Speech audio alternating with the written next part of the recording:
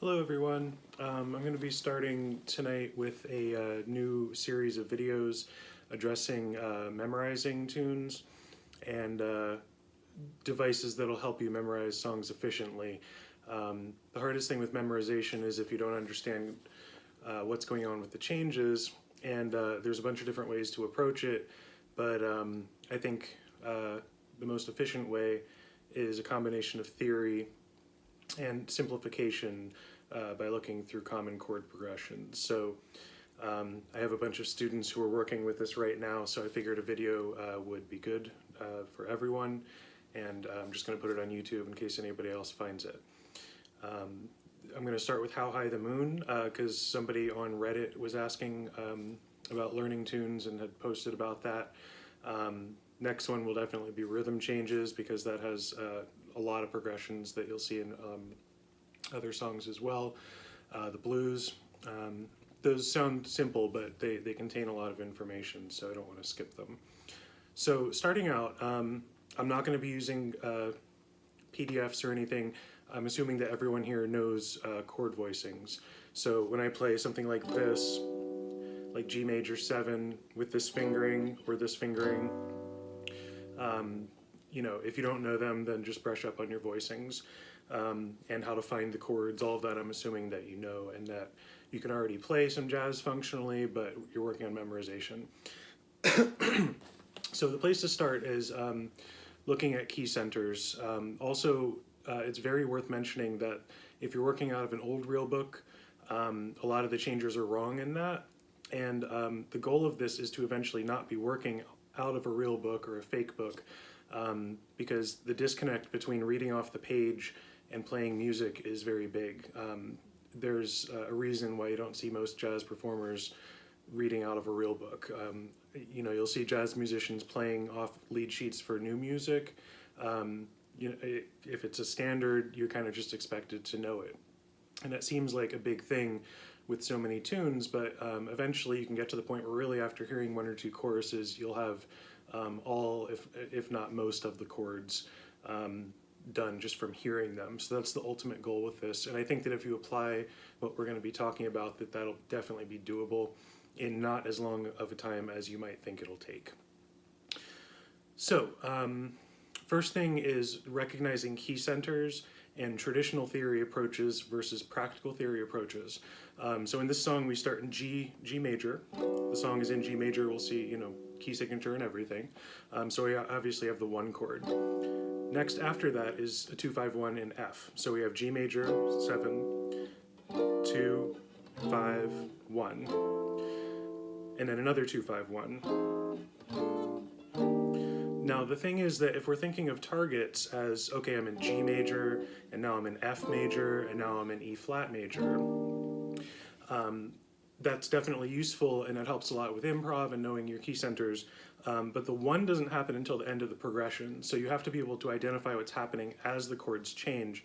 The chords are not these individually placed objects through a song.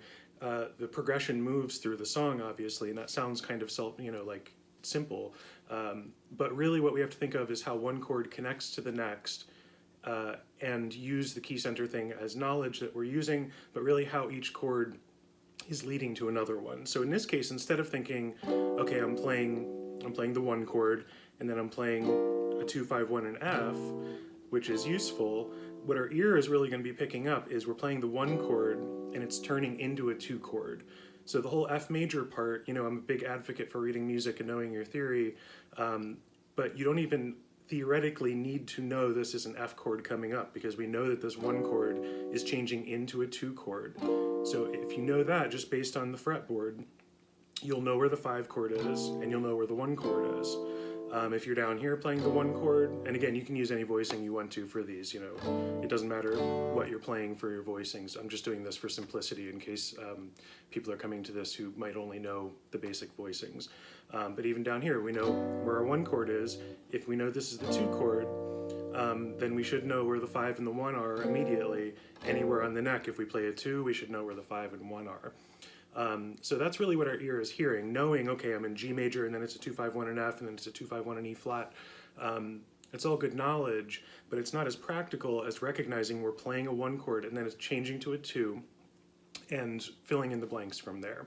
So the way I would start by analyzing a song like this, and you know, this is a very common progression, you're going to see it in many songs, is that if we're playing the 1 chord and if it changes to a 2, we're just following through with the rest of the changes after that. So 1, 2, 5, 1, changes into another 2 chord, 2, 5, 1. Now, how we get from here to the next part of the song, the next chords are A minor 7 flat 5, D7, and G minor.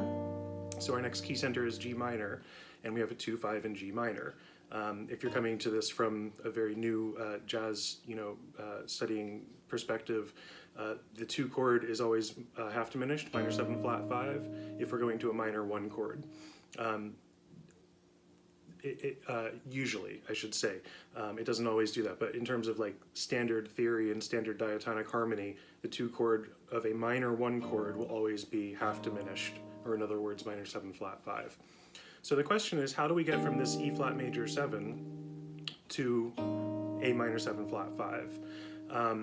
And I've heard people explain this like, okay, well, it's a tritone between the roots. We have E flat going to A, and that is a tritone apart.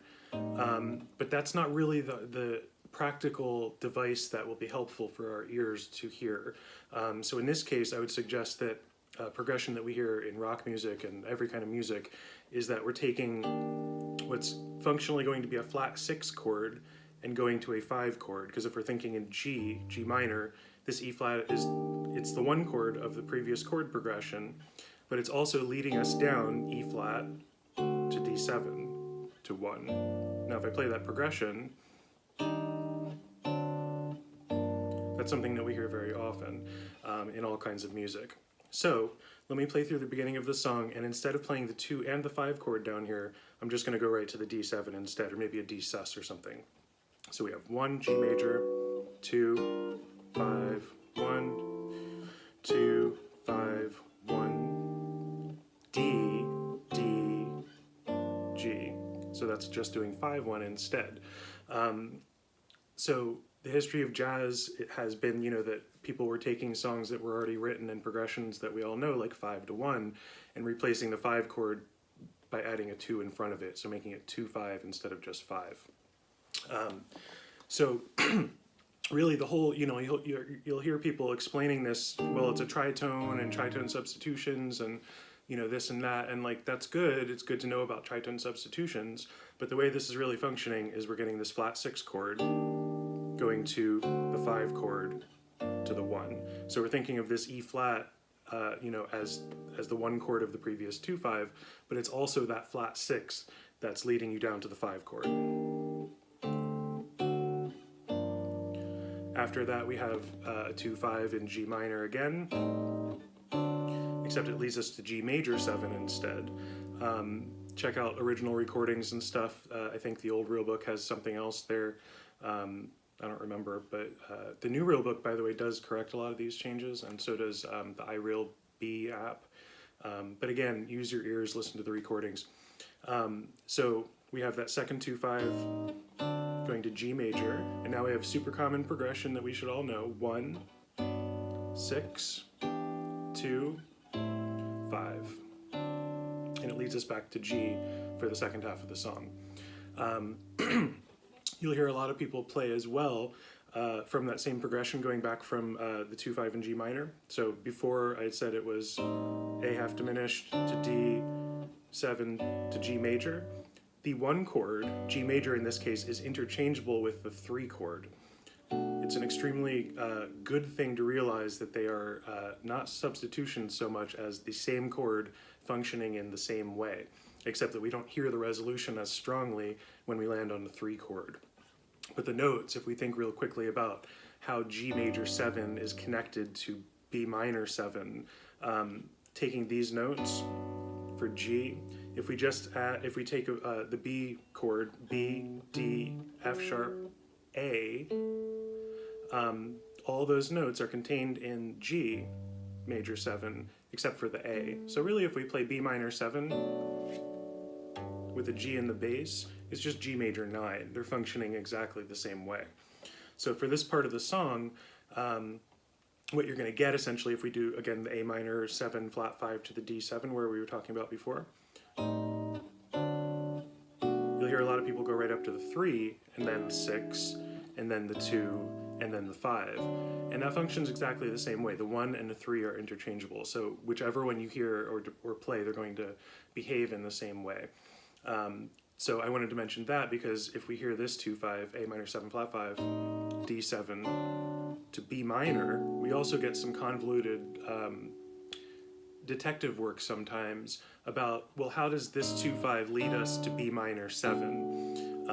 And the simple answer is just that that is the same thing as the 1 chord. If it goes 2-5 and instead of 1 it goes to the 3, it's functioning in exactly the same way, and our ears want to make that connection so that when you hear it in the future, if you hear 1 or 3, it's going to be the same function in your head when you hear it. So let's go over the second half of the tune. That's the majority of it right there. So we landed on 1. We're doing the same progression as before. That 1 becomes the 2 chord, leading to F major. That F is now going to become the 2 chord. Now we're on E flat again, just like before. It's the same thing we just saw before, except we have 2, 5, 1, just a normal 2, 5, 1 in G major. Yeah, in terms of how you might want to think of that, it's the same thing we just mentioned before, that this E flat is leading us down a half step. It's like a flat 6 going to D7, where we did it up here before. And then the end of the tune, we have, here's what we were talking about before, we have 2, 5, to 3, and then we know if we're on 3, it's going to be 6, 2, 5, 1. So really this song contains let's say 3 big things that we want to take into other songs. The biggest one, I think, that you'll see in most songs is the idea of 3-6-2-5 being interchangeable with 1-6-2-5. You're going to hear that in a bunch of songs. I should mention really quickly too that a lot of people think of 3-6-2-5. Let's do it in G still. So 3, 6, 2, 5. They think of it as 2-5 of the 2 chord. So this is like B minor 7 and E7 are a 2-5 of A, and we are landing there, but that doesn't do us any help thinking of it like that. It's another one of those things where people learn some theory and then all of a sudden they're making these connections, and that's excellent. Like, you want to do that and do the work for yourself and try to figure this out, but that doesn't help us functionally, because then we're just adding another key center. We're not thinking of really the big picture, and that's that if we have 1-6-2-5 or 3-6-2-5, they're interchangeable. So this 3 and 6 chord are a short turnaround to the 2 chord, but really they're all part of the same thing as if we went 1-6-2-5. So it's kind of a danger to start thinking, well, it's a 2-5 of 2 and then a 2-5 leading to the 1. You know, think of those things and explore it, but this will help you much more effectively if you memorize based on these big chunks. So the big point, the first one we were talking about is 3-6-2-5, and equally 1-6-2-5 is the first point. The second point is taking the 1 chord and turning it into a 2 chord. And you can practice all this in 12 keys, by the way, after you get it. But if we were to do this and just continue the progression going down in this case, so G turning into a 2 chord to 5, or to 5 to 1, and then that turning into a 2 chord, just like we have in the song. Continue down, that turning into a 2 chord, 2 chord next, 2 chord, 2 chord, and then we're back at G. But really, that should be a progression that you hear, you know, easily after hearing it a few times and making that connection again, that the key centers are going down in whole steps when we do that. But what your ear is going to hear first, the biggest clue, is that the 1 chord becomes the 2 chord of the next key. So that's the second point. And the third one is the flat 6 resolution to the 5 chord. So in this song, that was doing E flat, leading you to D7, and leading you to G minor. When you're soloing, by all means, think of, you know, the 2 chord, and think of these extra things that I mentioned in your soloing and your analysis and everything. But this is purely talking about memorization and simplifying progressions, not to make them easier, but to make them more recognizable to our ears. So if you have any questions, let me know. I'm going to try to, I'll post these regularly until we have a whole bunch of analyses up. If you have any questions, post them below, and I'm just going to keep putting them. If you're interested, feel free to subscribe, because probably the next few videos I put up won't be me playing, they'll be talking about this stuff. If there's interest, I might get into taking these ideas for soloing as well, because this is, or substitutions or things like that. But I find that really one of the biggest things that beginning, intermediate, and some advanced students have to deal with is always reading sheet music. And, learn to read sheet music. It's great to learn to read, know your music theory. But the goal is that we don't want to think of all these songs as, okay, I learned this song, and now this next song is this separate thing, and then it's this other separate thing. These songs, jazz standards are very interconnected. If you get into something like Countdown or Giant Steps, then those progressions, your ear is probably not going to help you as much using these formulas and these conventions. But when we're talking about the, the American Songbook standard repertoire, there's my cat, we're really talking about these progressions, and you're going to hear them all over the place. So good luck. Let me know if you have any questions. I was just recording on the phone mic, so if the sound is good enough, I might just do this. Normally I record with the mic in front of the amp, but I was having issues that if I'm talking into a mic and I have the mic in front of the amp, so hopefully it's good enough. So have a good day or evening or wherever you are, and take care.